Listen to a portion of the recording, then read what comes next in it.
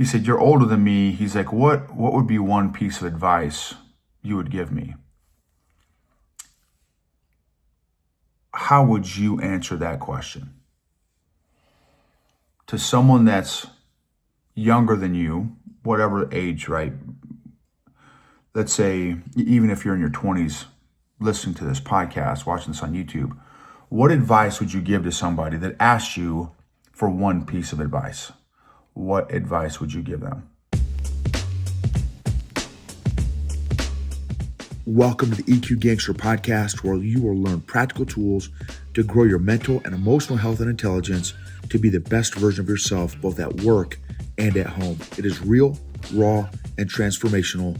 The journey of emotional growth isn't easy, but it's worth it. I believe in you.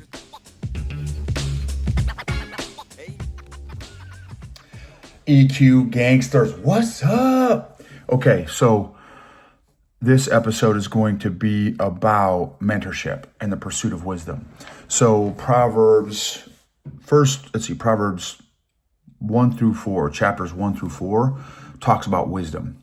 And Solomon, who was the most, and maybe was the most wise man, human, like pure human who's ever lived, and had stupid wealth as a result of his wisdom. He asked God. God gave him one wish, if you will, one thing. Hey, if you can pray for one thing, what would you wish for? He didn't pray for Rolls Royce or a new Hummer or a new Ferrari or a big giant house. He prayed for wisdom, and I thought, man, that's bad to the bone. I might pray for a lifetime supply of street tacos. and not wisdom. However, now that I know what I know, I would ask for. I pray for wisdom every day. Okay, so, and then I'm going to share a story. I am thankful for stamps. I'm thankful for letters and letter writing. I'm thankful for hotel keys. I'm thankful for business cards. I'm thankful for QR codes and links and websites and lighters that I can light my fires. I'm thankful for fires. I'm thankful for I love fireplaces. I just did a fire last night because it got chilly again, which I'm grateful for. I'm thankful for candles and coffee filters and water bottles. I am thankful for desks that rise up so you can stand up. I'm thankful for desks that you can write on. I'm thankful for Post-it notes. I'm thankful for inventors and smart people. I'm thankful for people who are super observant and who reflect. I'm thankful for people who can slow down and smell the roses. I am thankful for my military service. I'm thankful for that I had an opportunity to serve my country and all the people that have served the country. I am thankful for challenges, struggles, adversity. I'm thankful for gratitude. I'm thankful for molecules and atoms and ions and particles and electrons and protons and quarks. I'm thankful for black holes. Okay, so here's a story. There's a law enforcement officer, LEO, young law enforcement officer who lives just around the corner from me. So when I walk by his house almost every day when I do my PT, physical training, and finally I saw him. He was standing outside in front of his house. I'm like, hey dude, I've always wanted to meet you. He comes over to the car because I was driving my car. I say, I always wanted to meet you. My name's Noble. I just wanted to thank you for your service to the community and stuff. It's such a, what do you call it? Unthankful job, right? No, not many people thank cops for stuff. In fact, and depending on what state you live in, some folks are anti law enforcement. And I just want to be grateful for the service they provide. Without them, it's the faithful, right? You're going to find out what living in a lawless community or society is if we get rid of cops. And at least, anyway, so he's a young guy, 27, and I said, hey, dude, I'd love to take you out for lunch sometime. He said, oh, that'd be great. He also does jujitsu.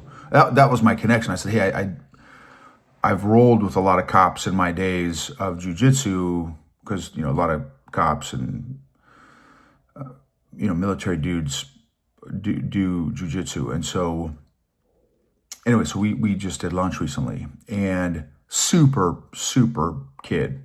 He's a young man. Everyone's a kid to me because I'm older than everybody, just about most people. And so, we're talking, I'm getting to know him, asking him questions and stuff about, how he likes what he does and what he doesn't like about what he does and what he's learning and all this kind of stuff about his relationship with his girlfriend. And so just a super dude. And finally he's like, hey, before we go, can I ask you a question? I'm like, yeah, of course. He said, I'm almost twice as old as he is. He said, you're older than me. He's like, what would be one piece of advice you would give me? How would you answer that question? To someone that's younger than you, whatever age, right? Let's say, even if you're in your 20s, listening to this podcast, watching this on YouTube, what advice would you give to somebody that asked you for one piece of advice? What advice would you give them? I'll tell you what I told them.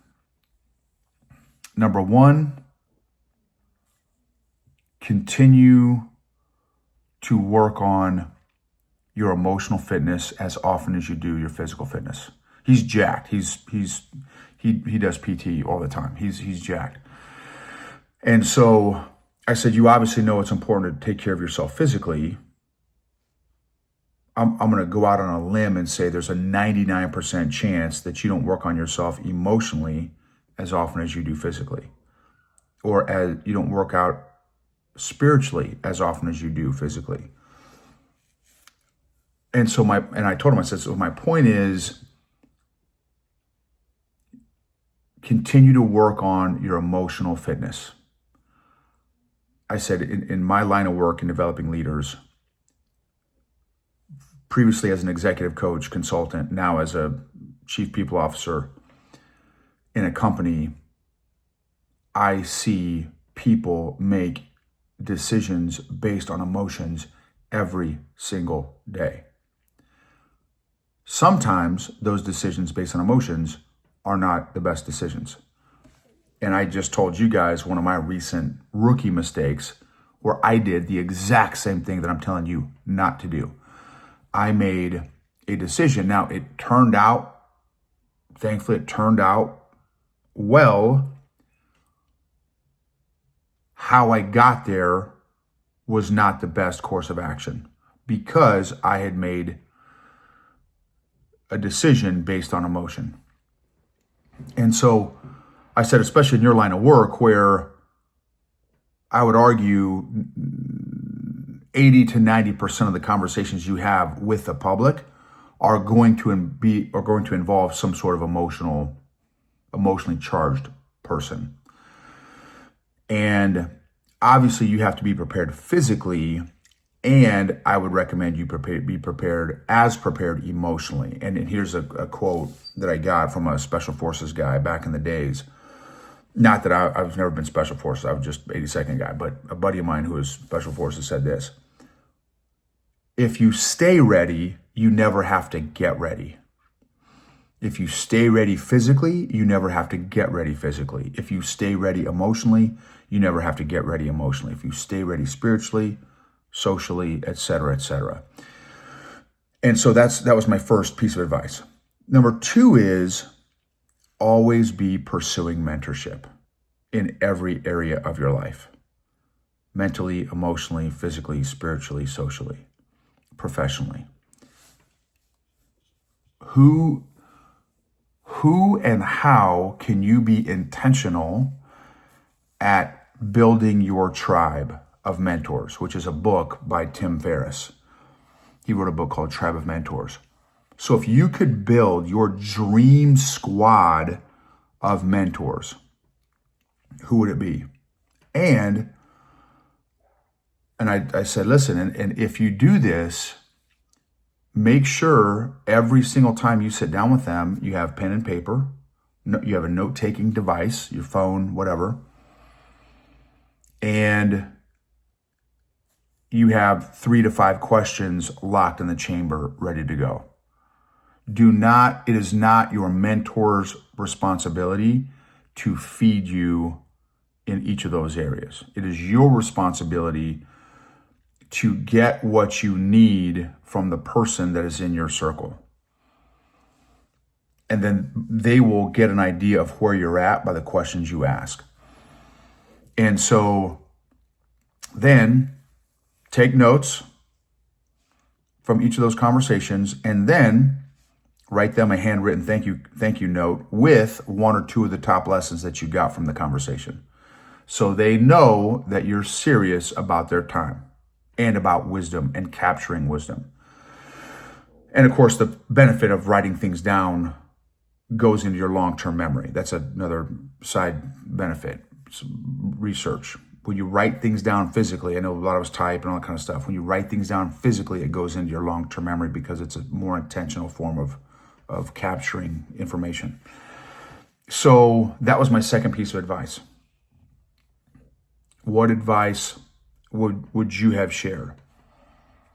And he has the same faith background as me, so I said, in both of those areas, continue your emotional fitness. And I said also, because I know your spiritual background, obviously that includes, make sure you add to that your spiritual fitness as well. And then mentorship wise, make sure that if your faith is important to you, that you find somebody that loves Jesus, that you can pick their brain and learn from them based on their journey and their insights and stuff. So those were my 2 pieces of advice. This young law enforcement officer. What advice would you have shared? And what question or questions would you ask a mentor when you have an opportunity to sit down with them? You are worth it. I'm super proud of you for pursuing your own emotional health and fitness and making it a priority. It literally affects every single area of our lives, and you're worth it. And your friends are also, and your family is worth you becoming the best version of yourself that you possibly can be.